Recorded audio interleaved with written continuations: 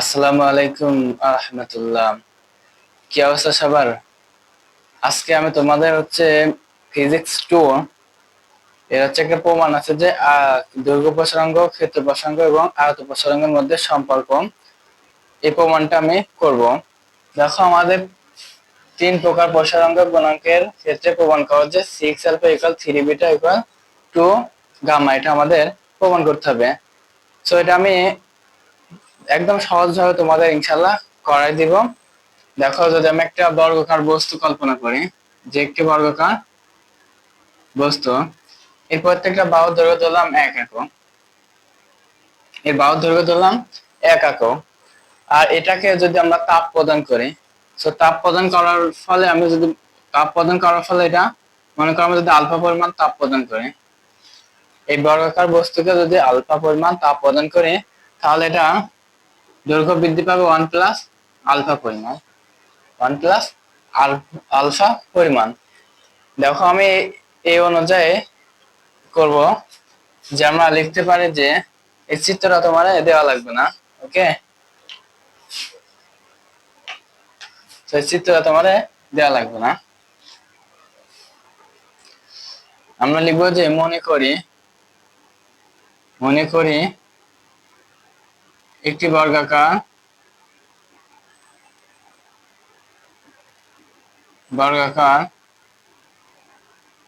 বস্তুর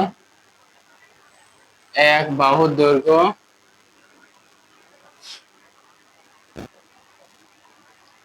1 একক। আমরা মনে করি যে একটি বর্গাকার বস্তুর এক বাহুর দৈর্ঘ্য 1 একক। বস্তুটিকে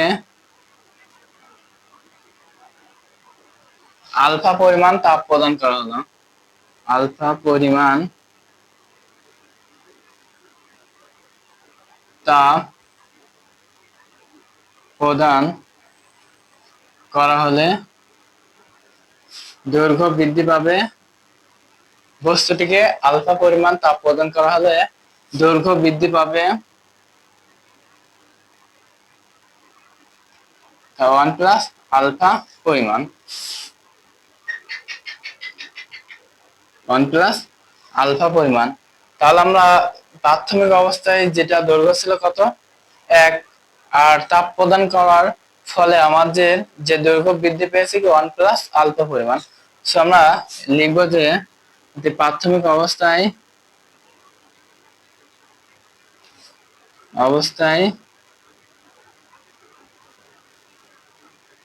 ক্ষেত্রফল, প্রাথমিক অবস্থায় ক্ষেত্রফল কত, বাহু স্কয়ার, যেহেতু এটা বর্গাকার ধরছি তার মানে কি বাহু স্কয়ার, 1 এর পর স্কয়ার করলে কত, 1 বর্গ একক, 1 বর্গ একক। এর মধ্যে কতটুকু বৃদ্ধি করছে, আলফা পরিমাণ না, এবার লিখবো বৃদ্ধি প্রাপ্ত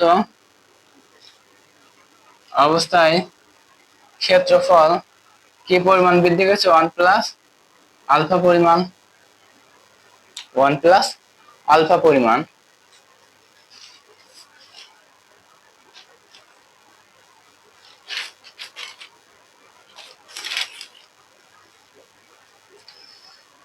সো 1 প্লাস আলফা পরিমাণ এত বর্গ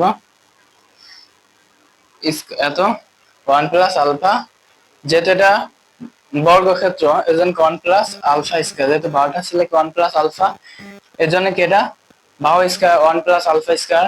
সো দেখো, এটা কি a plus b all square সূত্র, আর a plus b all square সূত্র কি a square plus 2ab plus b square, a square plus 2ab plus b square. So 1 এর পর স্কয়ার করলে 1 plus 2 alpha plus alpha square. এখানে যে square পাওয়ার উচ্চ ঘাত বলে আমরা বর্জন করে পাই, এখানে লিখবো যে উচ্চ ঘাত বলে আলফা স্কয়ার বর্জন করে পাই, বর্জন করে।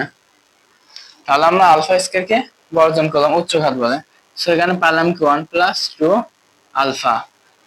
এবার দেখো আমরা কতটুকু বৃদ্ধি পেয়েছে, এটার থেকে যদি আমরা এটা বাদ দিই, তাহলে তো আমরা পাবো কতটুকু, যেটা ক্ষেত্র প্রসারাঙ্গ হয়েছে। সো আমরা এটা কি হয়ে যায়, বাদ হয়ে যায়। তাহলে আমরা বিটা সমান পেলাম কি 2 আলফা। সো 2 আলফা সমান কি বিটা লেখা যায়। সো আলফা সমান বিটা ইনটু গুণ আশেপাশে হয়ে যাবে, ভাগ হয়ে যাবে। সো আলফার মান আমরা পেলাম কি বিটা বাই 2। এর আমি এতটুকু মুছে দিই উপরেটুকু।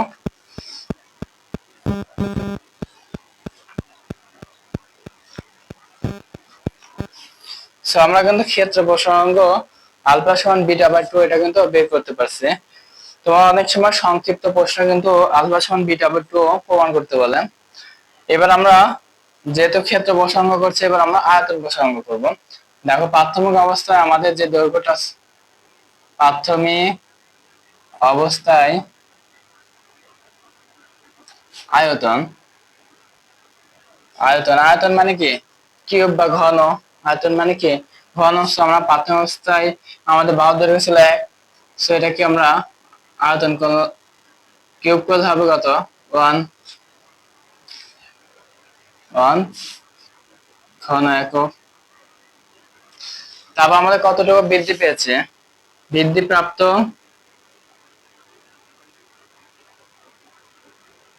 বৃদ্ধিপ্রাপ্ত অবস্থায় আয়তন 1 প্লাস আলফা পরিমাণ বৃদ্ধি পেয়েছে। সো দেখো এটা a plus b all cube. এটা যদি আমি a মনে করি, এটা কি b, তাহলে a plus b all cube. আর a plus b all cube সূত্র কি a cube plus 3 a square b plus 3 a b square plus b cube. দেখো a plus b all cube সূত্র কি a cube plus 3 a square b plus 3 a b square plus b cube. এই দেখো square আর Q কে উচ্চ ঘাত বলে বর্জন করে পাই। আমরা কি করব, স্কয়ার ও কিউব উচ্চ ঘাত বলে বর্জন করে পায়, উচ্চ ঘাত বলে বর্জন করে। তাহলে আমাদের থাকছে কি 1 এর পর কিউব করলে 1 হয়, প্লাস 3 আর 1 এর পর স্কয়ার করলে 1 হয়, আর আলফা দিয়ে গুণ করলে 3 আলফা হয়। সো এটাকে উচ্চ ঘাত বলে আমরা বর্জন করলাম। তাহলে এখানে পেলাম 1 প্লাস 3 আলফা। তাহলে আমাদের কতটুকু প্রসারাঙ্ক হয়েছে দেখো। আমরা লিখতে পারি আয়তন প্রসারাঙ্গ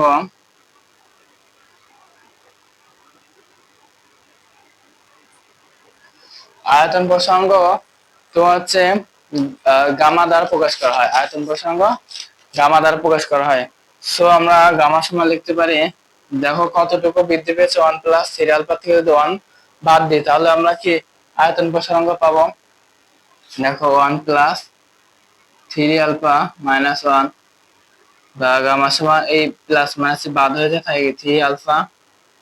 সো 3 আলফা সমান গামা বা আলফা সমান গামা বাই 3। আলফা সমান পেলাম কি গামা বাই 3। সো অতএব আমরা লিখতে পারি যে আলফা সমান, তখন আমরা পেয়েছিলাম কি বিটা বাই 2, আর এখানে সমান পেলাম কি গামা বাই 3। অনেক সময় তোমার কিন্তু এটা প্রমাণ করতে বলে, যেহেতু আমাদের প্রমাণ করতে বলছে কি 6 alpha equal 3 beta equal to gamma. So আমরা এখানে উভয় পক্ষে 6 দ্বারা গুণ করলাম, 6 alpha equal beta by 2 into 6 into gamma by 3 into 6। So দেখো 6 আলফা সমান 3 দুগুণে 6, 3 বিটা 3 দুগুণে 6, তাহলে একটু গামা। দেখো 6 alpha equal to 3 beta equal to gamma, এটা আমাদের কিন্তু প্রমাণ হয়ে গেছে। সো আশা করছি তোমরা বুঝতে পারছো ইনশাআল্লাহ। এবার আমরা এটা কিন্তু প্রমাণ হয়ে গেছে ইনশাআল্লাহ, তোমরা বুঝতে পারছো। আজকে এই পর্যন্ত, দেখা হবে পরবর্তী ক্লাসে। আল্লাহ হাফেজ।